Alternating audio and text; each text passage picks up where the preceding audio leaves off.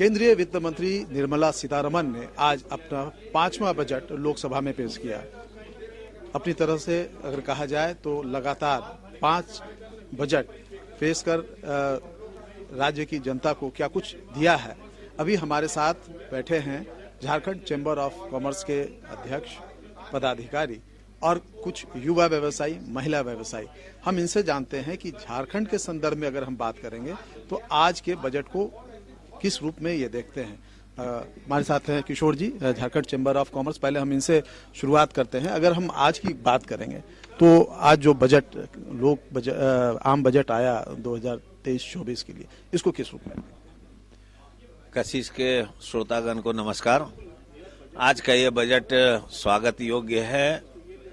कुल मिलाकर के ये मध्यम वर्गीय उद्यमी और व्यापारियों को आगे चल के राहत देगा और इस बजट में हर सेक्टर से सभी तरह की बातें ली गई हैं जो कहीं ना कहीं बजट की सार्थकता को दिखाता है। अगर हम लोग बात करें एमएसएमई का तो उसका बहुत बड़ा एक बजट बढ़ाया गया है और सबसे बड़ी बात कि जो कोविड काल में फेल हो गए थे एमएसएमई, उसको पुनः जीवित करने के लिए सरकार ने योजना लाई है, जो एक अच्छी बात है। नगर निगम अपने बॉन्ड बेच सकते हैं तो नगर का विकास होगा। इससे जो भी जहाँ भी नगर निगम एक्टिव होंगे वो जरूर इसका लाभ उठाएंगे और इसकी लाभ सभी को मिलेगी। पुराने वाहनों को बदलने के लिए स्क्रैपिंग पॉलिसी लाई गई है जो कहीं ना कहीं हम लोग को पर्यावरण से, प्रदूषण से बचाएगी, जो आने वाले दिन के लिए बहुत जरूरी है। और प्रदूषण के अलावे इलेक्ट्रिक व्हीकल का भी कार्य चल रहा है। इलेक्ट्रिक व्हीकल में भी जो सुविधाएं दी गई हैं और उसके लिए भी एक अच्छी योजना लाई गई है सरकार के द्वारा, वो भी स्वागत योग्य है। पर्यटन के क्षेत्र में भी कहें तो हमारा जो इतना बड़ा पर्यटन का इन्होंने वो अपना रकम रखा है जो राहत देगा, तो उसका कहीं ना कहीं असर अपने झारखंड में भी देखने को मिलेगा। झारखंड भी इससे लाभान्वित होने का उम्मीद है। जो इनकम टैक्स का स्लैब है वो भी काफी लोक लुभावना स्लैब है, थोड़ा और बढ़ना चाहिए था, लेकिन फिर भी बहुत दिनों के बाद ये बढ़ा है तो अच्छा ही लग रहा है। लगभग 8 साल बाद बढ़ा है। तो अगर हम झारखंड के संदर्भ में अगर हम बात करेंगे तो झारखंड एक ऐसा प्रदेश है जहाँ पे खनिज संपदा है, खनन का एक बहुत बड़ा क्षेत्र है। इसके अलावा अगर हम बात करेंगे तो इंडस्ट्रीज का एक बड़ा हब है, यहाँ पे बड़े बड़े कारखाने हैं। उसके अलावा अगर हम करेंगे तो कई जो छोटी संस्थाएं हैं, जो छोटी इकाइयां हैं, वो भी यहाँ पे काफी तेजी से विकसित हो रही हैं। उनके लिए भी कई घोषणाएं की है वित्त मंत्री ने। हम बात करते हैं और उद्योगपति भी जो हमारे साथ में हैं उन सबसे। अगर हम कहें तो जो 1% की छूट मिली है एमएसएमई, उसको किस रूप में देखते हैं? नमस्कार कशिश, मैं सुनील केडिया, कोषाध्यक्ष। 1% की छूट देखने में बहुत छोटी सी दिखाई दे रही है, लेकिन ऐसी छोटी छोटी छूट ही हमारे जो 2 साल के कोविड से बने त्रस्त क्षेत्र था, उस क्षेत्र के लिए काफी अच्छा प्रयास है सीतारमण जी का, और आने वाले समय में ये लघु मध्यम उद्योगों में जान फूंक सकता है। महिला उद्योगियों के लिए भी, महिलाओं के लिए भी कई तरह की घोषणाएं महिला वित्त मंत्री ने की है। अभी हमारे साथ महिला उद्यमी हैं, हम इनसे भी बात करते हैं। अगर हम महिलाओं के लिए जो घोषणाएं हुई है आज के आम बजट में, इसको किस रूप में आप देखती हैं? ये आम बजट बहुत ही इंस्पायरिंग है, बिकॉज हम तो पहले ही ये जान के खुश हुए कि हमारी अर्थव्यवस्था 10वीं से 5वीं स्थान पे आ गई है। ये बहुत गुड न्यूज़ है हमारे लिए। सेकंड है कि जो सोने ये सब महंगे हो रहे हैं या कॉस्मेटिक महंगे हो रहे हैं, ये भी एक इंस्पिरेशन है कि आप उस पर डिपेंड नहीं रहो, कॉस्मेटिक एंड सोने पे। आप बाकायदा उसके बदले में आप गोल्ड, सॉवरेन ये सब पे इन्वेस्ट करो ताकि रिटर्निंग आपको अच्छी मिल जाए। तीसरा है कि हमारे बचत खाता में भी 2% का इजाफा किया गया है, वो भी बहुत अच्छा है कि आप फालतू खर्च नहीं करते हो और बाकी आप बचत करो पैसे और उसमें 2% ज्यादा आप इजाफा कर लो। बचत महिलाओं के बचत के लिए एक योजना भी लाई है और एक बचत पत्र भी वित्त मंत्री ने दिया। जी, ये दोनों ही काफी इंस्पायरिंग है और बहुत अच्छी है। इससे महिलाएं तो जरूर प्रेरित होंगी और एमएसएमई में बहुत महिलाएं जुड़ी हुई हैं, जिसकी वजह से उन्हें फायदा मिल जाएगा कि उनको 1% का लोन कम देना पड़ेगा। अभी हम लोन देने के लिए अभी लगता है कि जैसे 7% दे रहे हैं या 6% दे रहे हैं, तो वो 5% पे सीधे आ जाएगा। वो 3-4 साल पे 1% बहुत मायने रखता है। 1% काफी मायने रखता है। और भी युवा उद्यमी हैं हमारे साथ में, युवा लोग हैं नए सोच के, जो चैम्बर के उपाध्यक्ष हैं। क्या कुछ अगर हम इस पूरे बजट को अगर हम देखें तो युवाओं के लिए काफी कुछ नजर आता है, तो झारखंड के युवाओं के लिए कितना फायदामंद होगा ये बजट? देखिए, अगर ये पूरी बजट को देखा जाए तो ये बहुत ही उदारवादी बजट है और एक फ्यूचरिस्टिक बजट है। ये जो बजट है ये आज के लिए नहीं, आज के संदर्भ से कहीं ज्यादा आने वाले दिनों की को देख के बनाया गया बजट है। अगर आप हमारे जो माननीय वित्त मंत्री ने, मुझे लगता है कि सभी सेक्टर्स को कवर करने की कोशिश की है। अगर आपको मैं एक उदाहरण दूं, व्हीकल स्क्रैपिंग पॉलिसी, तो उसके पीछे की जो सोच है, एक तो क्या होगा कि देखिए पुराने जो गाड़ी अगर रोड से हटते हैं तो हमारे ईंधन की बचत होती है, साथ ही साथ ऑटोमोबाइल उद्योग को बहुत बड़ी बढ़त मिलती है, नए ऑटोमोबाइल्स का निर्माण होने की संभावनाएं बढ़ती हैं। दूसरा, बुजुर्ग लोगों के लिए जो इनकम टैक्स में राहत है वो 15 लाख से 30 लाख हो गया है।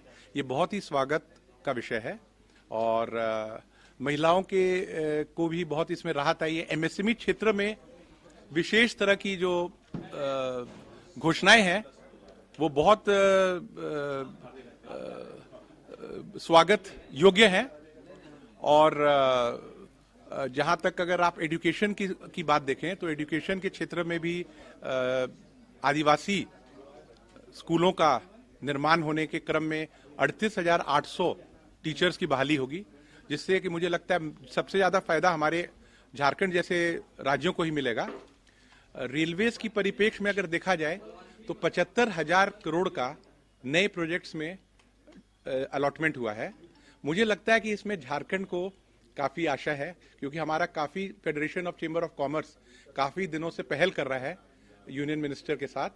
और हमारे देखिए आदिवासी बहुल इलाके हैं, जिस तरह से गुमला, चतरा, सिमडेगा, खूंटी, जहां तक अभी तक रेल ने दस्तक नहीं दी है। और आप सब जानते हैं कि रेल जहां नहीं पहुंचती है वहां विकास नहीं हो सकता। तो मुझे काफी आशा है कि रेलवे के मद पे जो भी अभी प्रोजेक्ट्स आएंगे उसमें झारखंड को अच्छा एक योगदान मिलने वाला है। 2,40,000 करोड़ का बजट है इस बार रेलवे में। अगर आप पिछले 11 साल के बाद देखें तो ये 9 गुना हो गया है। 11 साल पहले से आज के दिन वो 9 गुना है। तो कुल्लम देखा जाए सब क्षेत्रों में एक बहुत अच्छा मुझे जो लगा जो एक अनाउंसमेंट, वो देखिए ग्लोबल पर्सपेक्टिव का है। दुनिया किस तरह से अभी सोच रही है उस तरह से भारत को भी सोचना पड़ेगा। तो नए जो बिजनेस के आयाम हैं, सनराइज सेक्टर्स ऑफ ग्रोथ, उसमें देखिए आर्टिफिशियल इंटेलिजेंस आता है, रोबोटिक्स आता है, ड्रोन आता है, ग्रीन एनर्जी आता है। इन सबों के बारे में भी काफी कुछ इस बजट में कहने को रहा और इससे रोजगार की नई अपॉर्चुनिटीज क्रिएट होती हैं और हमारा जो भारत है विकसित राष्ट्र की ओर अग्रसर होता है। अभी हम लोग 5वें पायदान पे हैं अगर विश्व की अर्थव्यवस्था को देखा जाए। ये सारी बातों को अगर आप डीपली अध्ययन करेंगे तो ये सारा फ्यूचरिस्टिक सोच है और 2030-35 के आसपास में हमें लगता है हम लोग की जो 1-2 पायदान हम लोग और कम होने की आशा लगती है। ये तो अगर हम कहें तो वर्ष 2014 में जहां हम 10वीं पायदान पे थे, हमारी अर्थव्यवस्था जो 10वीं पायदान पे थी, आज विश्व की 5वीं बड़ी अर्थव्यवस्था बन गई है। तो एक तरह से कहा जाए एक पिछले 8-9 सालों में एक बड़ी छलांग, एक सशक्त अर्थव्यवस्था की तरफ तेजी से बढ़ रहा है। कॉमर्स के पदाधिकारी और तमाम जो झारखंड के छोटे बड़े जो उद्यमी हैं, महिला उद्यमी हैं और युवा उद्यमी हैं, वो सभी यहाँ बैठे हुए हैं और देखना चाह रहे हैं कि झारखंड के लिए यह बजट किस तरीके से। अगर हम झारखंड की बात करें अध्यक्ष जी, तो ये एक आदिवासी बहुल इलाका है।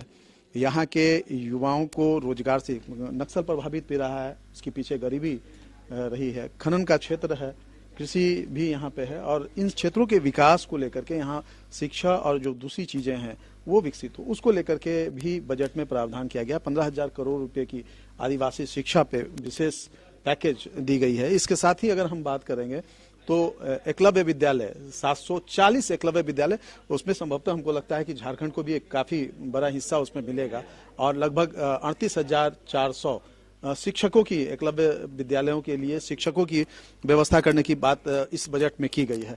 तो इसको किस रूप में देखते हैं? झारखंड के संदर्भ में अगर हम कहें तो ये सारी घोषणाएं जो है वो कितना महत्वपूर्ण है? देखिए, झारखंड में हम लोगों ने जब अभी चेंबर का कार्यभार संभाला तो हमने एक यहाँ कमिटी बनाई, ट्राइबल बिजनेस डेवलपमेंट। वो ये सोच हम लोग की इसलिए थी कि इस क्षेत्र का विकास कैसे हो, यहाँ के आदिवासियों का विकास कैसे हो, यहाँ जो आदिवासी उद्यमी बनना चाहते हैं या व्यापार करना चाहते हैं उनको कैसे हम रास्ता दें, उसके लिए हमने विचार किया। और वही बातें देखिए हमारी डिमांड थी, हमारी चेंबर की डिमांड गई थी 9 दिसंबर को, उसमें हमने ये बातें रखी थी। तो अब मुझे खुशी है कि हमारी डिमांड का कहीं ना कहीं वहाँ असर हुआ है और 15,000 करोड़ यहाँ अगर मिलता है आदिवासी क्षेत्र में तो ठीक है। बहुत सारे राज्य हैं, बांट के भी देंगे तो 2-4 हजार करोड़ हमारे हिस्सा में आएगा ही आएगा। मैं समझता हूँ कि बहुत बड़ा लाभ हमारे क्षेत्र के आदिवासी भाइयों को मिलेगा, आदिवासी भाइयों को मिलेगा, आदिवासी युवाओं को मिलेगा। अगर हम बात करते हैं हेल्थ सेक्टर की, अगर हम झारखंड की अगर हम बात करेंगे तो लगभग 55% महिलाएं जो हैं वो एनीमिया है, वो रक्त की कमी की वजह से बीमार रहती हैं। वहीं कुपोषण की अगर हम बात करेंगे तो लगभग 45% बच्चे जो हैं वो कुपोषित है। ऐसे स्थिति में सरकार ने तय किया है कि एनीमिया मुक्त किया जाएगा और ये एक बड़ी घोषणा है। इसको लेकर के क्या सोचते हैं, हम जानते हैं इनसे कि किस तरीके से की गई है। मैं आर.के. चौधरी महासचिव रहा हूँ चेंबर ऑफ कॉमर्स का 93 में। ऐसा है, महिलाएं आधी शक्ति होती हैं, महिलाएं आधी शक्ति होती हैं और उनके स्वस्थ से ही हमारी जो पीढ़ी है वो स्वस्थ रह सकती है और स्वस्थ भारत रहने से ही स्वस्थ माने पूरी दुनिया में हम लोग आज जैसे 5वीं इकोनॉमी है वैसे ही हर तरह से स्ट्रांग हो सकते हैं। तो इन्होंने कहा है, एक लाया कि हम इतने वर्ष के अंदर इसको खत्म कर देंगे, ये बहुत बड़ी चीज है। हम समझते हैं ये पहली बार ऐसा इन्होंने प्रोजेक्ट लाया है और इससे सबसे ज्यादा फायदा अपने झारखंड में होगा। जैसा आपने बताया कि 51-52% के आसपास जो लेडीज हैं वो एनीमिया से ग्रसित हैं, बच्चों भी कुपोषित हैं। तो इसका सबसे बड़ा ज्यादा से ज्यादा we are 3% of the country, पूरे हिंदुस्तान में हम 3% हैं, लेकिन अगर इसका फायदा हमें कम से कम 7% मिलेगा। We are getting 7% of the benefit on this scheme. ये बहुत बड़ी चीज है, बहुत बड़ी चीज है। अगर हम बात करेंगे तो खनन और उद्योग के अलावे अगर हम बात करेंगे तो झारखंड में कृषि भी काफी महत्वपूर्ण है। कई इलाके हैं जहां काफी अच्छी खेती होती है। खास करके अगर हम बात करेंगे तो मत्स्य पालन को हाल के दिनों में काफी बढ़ावा मिला है। इस बार सरकार ने भी एक तरफ जहां किसानों के लिए किसान संवर्धन योजना लागू की है और लगभग 6,000 करोड़ 63,000 करोड़ जो है कृषि आधारित संवर्धन योजना के लिए लगाया है, जारी किया है। वहीं दूसरी तरफ अगर हम बात करेंगे तो वित्त मंत्री ने लगभग 6,000 करोड़ रुपया जो है मत्स्य संपदा योजना के रूप में शुरू किए। तो इसको किस रूप में देखते हैं यहाँ के लोग, हम इनसे जानने की। मैं प्रदीप कुमार। जो अमृतकाल का ये जो बजट है, अमृतकाल का जो बजट है माननीय सराहनीय योग है और मत्स्य पालन और कृषि प्रधान योग में ये बहुत ही मददगार साबित होगी और इस बजट का हम लोग चेंबर ऑफ कॉमर्स बहुत ही स्वागत करते हैं और अच्छी करते हैं। चेंबर ऑफ कॉमर्स स्वागत करते हैं। और अभी अगर हम बात करेंगे तो इसमें और भी कई चीजें हैं, जैसा कि बजट में पुराने वाहनों को हटाने, नए वाहनों को ई वाहन है उसको बढ़ावा देने के लिए भी बात की गई है। तो क्या चेंबर के लोग सोचते हैं, हम इनसे भी बात करते हैं।